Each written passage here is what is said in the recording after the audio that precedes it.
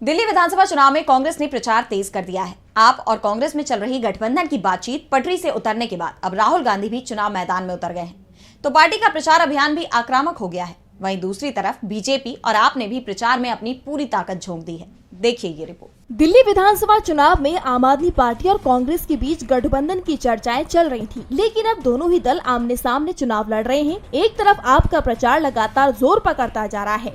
CM आतिशी Kalkaji seat से नामांकन करने वाली थी, लेकिन समय पर निर्वाचन कार्यालय नहीं पहुंच सकी।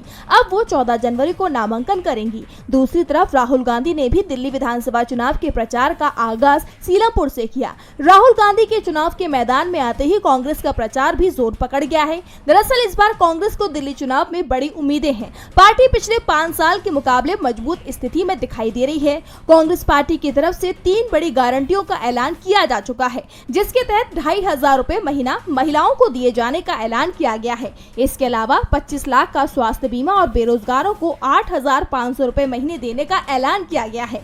तो दूसरी तरफ बीजेपी पर उसके सहयोगियों का दबाव बढ़ता ही जा रहा है। बीजेपी की दूसरी लिस्ट आने के बाद बगावत हो रही है। करावल नगर से मोहन सिंह बिष्ट का टिकट कटा तो उन्होंने पार्टी को ही धमकी दे दी।